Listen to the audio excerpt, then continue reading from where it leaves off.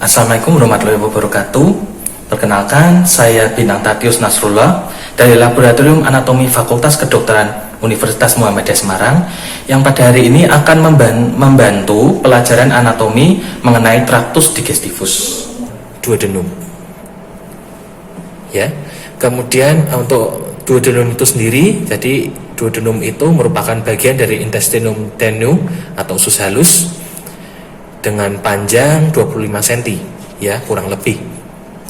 Kemudian duodenum itu sendiri dia memiliki 4 bagian. Ya, yang kita lihat di sini adalah pars superior duodenum. Kemudian ada bagian bawahnya lagi ini. Ini adalah pars descendens. Kemudian mungkin ini tertutup, ya. Nah, bagian yang mendatar ini kita sebut dengan pars horizontalis. Kemudian ada bagian yang dia naik ke atas yang kita sebut dengan pars ascendens. Ya. Jadi mungkin kita akan membahas sedikit mengenai letak dari duodenum itu sendiri.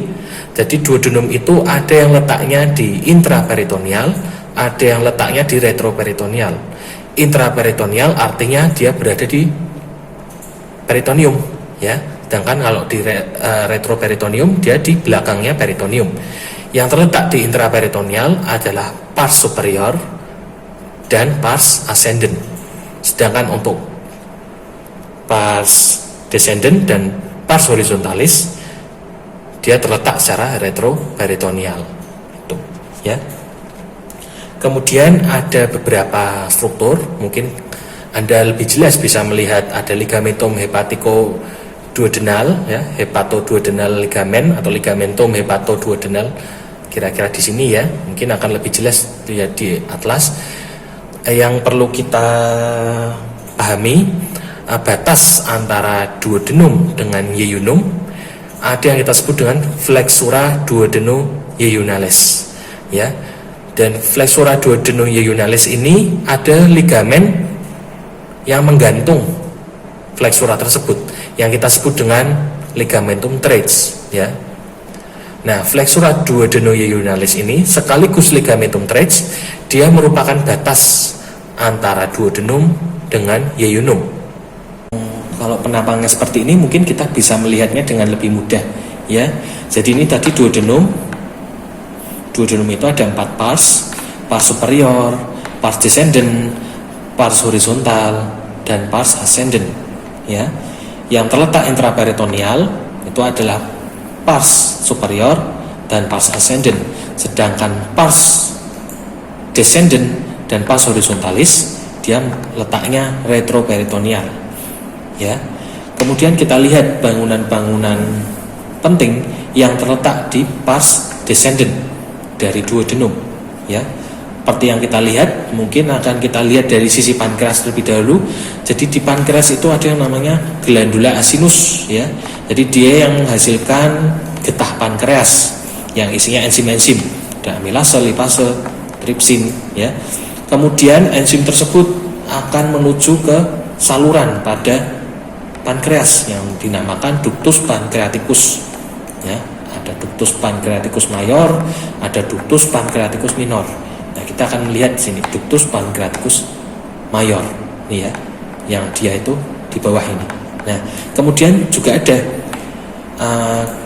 getah empedu yang diproduksi oleh sel-sel di hepar, ya, yang kemudian ditampung oleh kantung empedu.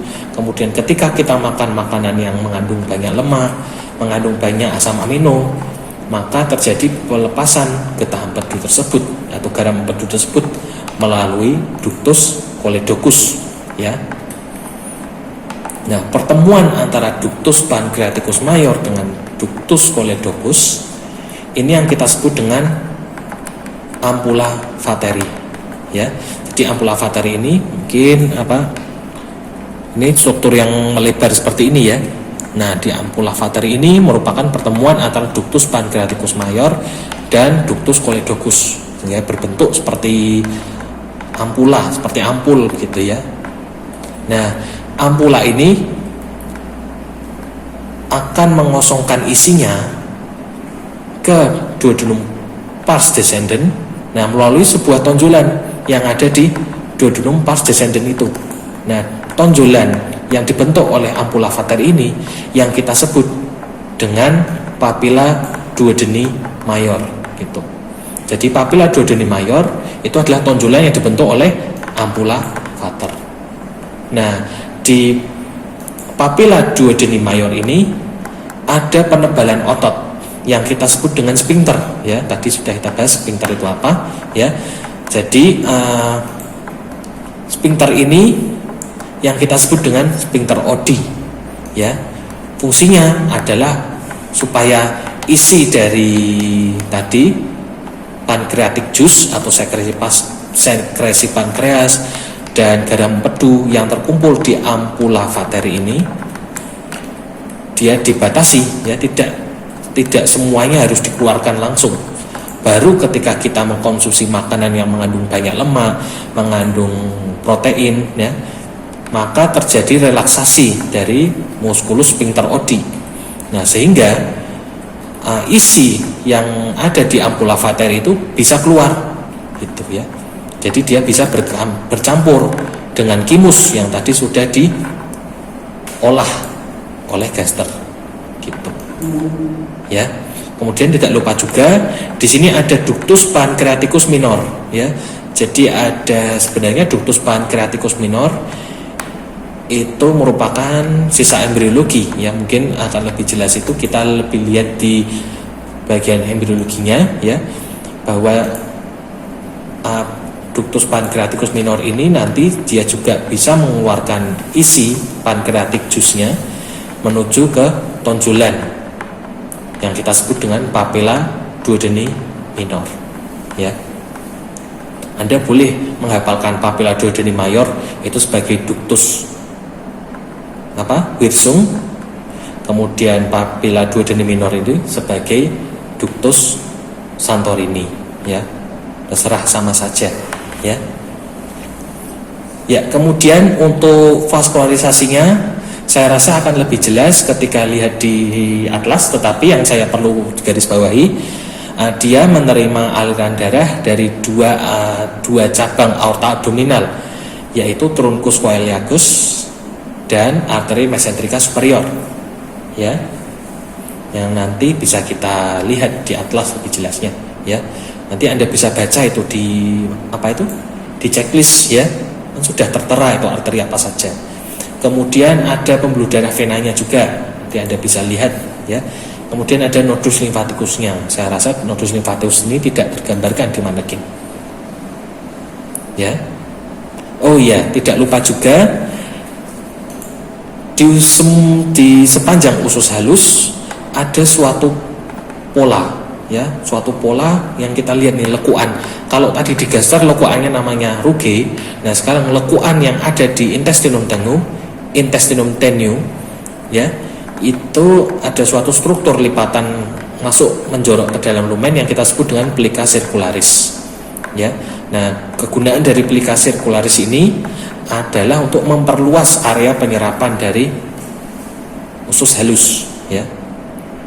Dan dari plica circularis ini nanti akan tampak secara histologis fili-fili intestinum. Nanti di fili-fili intestinum itu ada masing-masing mikrofili atau brass border ya. Ada brass border, itulah tempat di mana makanan yang sudah terpapar oleh enzim pankreas tadi akan mulai diserap oleh intestinum ya. Jadi penyerapan makanan itu sudah dimulai di duodenum ya. Meskipun beberapa zat seperti obat, seperti alkohol itu sudah ada yang diserap secara langsung oleh gaster.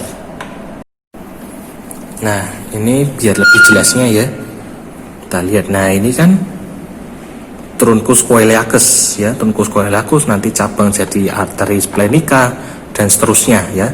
Tapi yang nanti kita perlu ketahui ini adalah truncus coeliacus ya. Kemudian ada nih, nah ini arteri ini dia merupakan arteri mesenterica superior. Jadi intinya duodenum itu menerima vaskularisasi dari cabang dari arteri mesenterica superior dan cabang dari arteri truncus coeliacus ya. Kemudian ini supaya lebih jelasnya tadi ini yang kita sebut dengan ampula vateri, ya, yang seperti ampula ini, seperti seperti botol nih ya. Nah, kemudian tonjolannya ini yang kita sebut dengan papilla duodeni.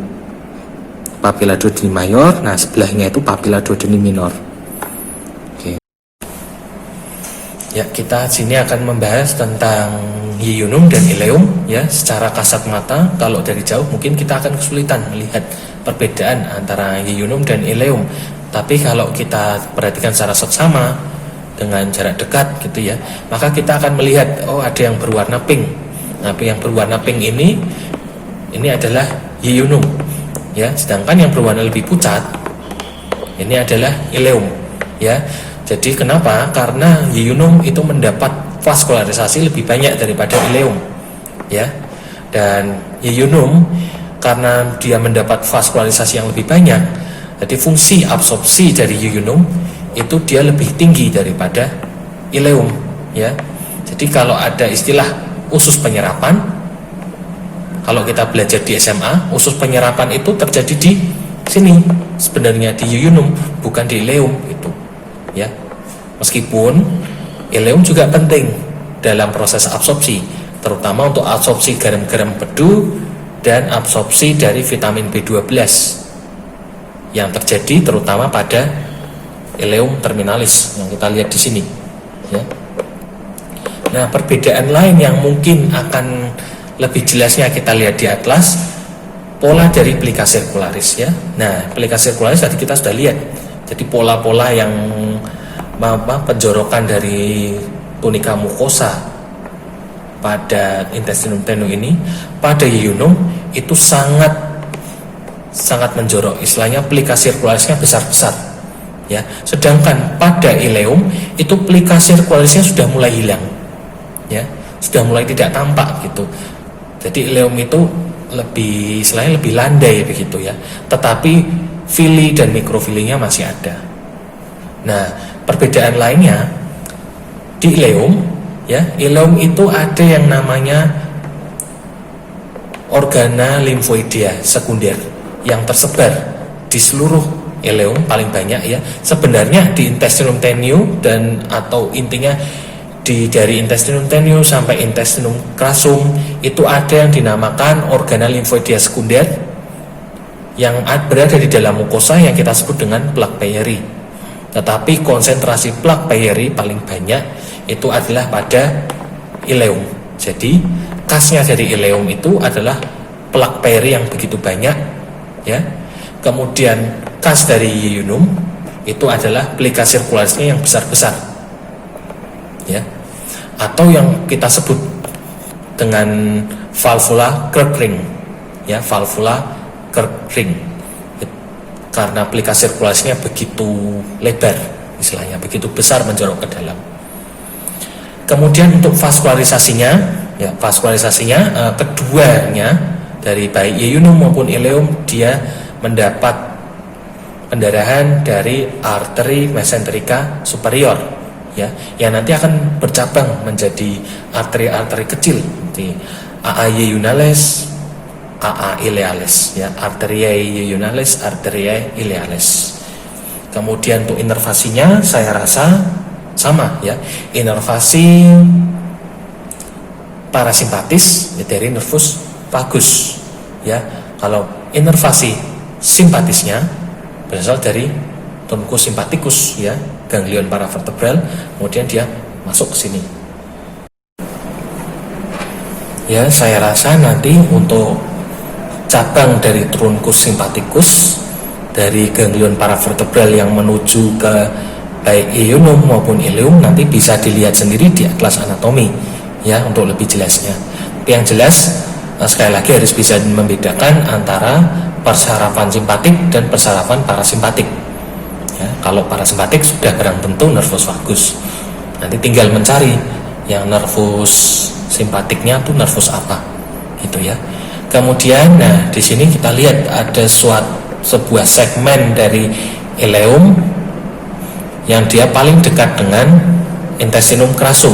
Jadi sebelum dia masuk ke cecum atau usus buntu ya, Jadi ini ada segmen ileum yang paling distal yang kita sebut dengan ileum terminalis, ya. Jadi ileum terminalis ini tempat di mana terjadinya reabsorpsi garam-garam empedu dan reabsorpsi vitamin B12 gitu, ya. Dan area sini ileum terminalis ini tempat di mana plak Bayer itu paling banyak, ya. Nah, di sini kita lihat ileum terminalis masuk ke dalam segem, dia menuju sebuah saluran. Nah, di saluran ini ada sebuah katupnya.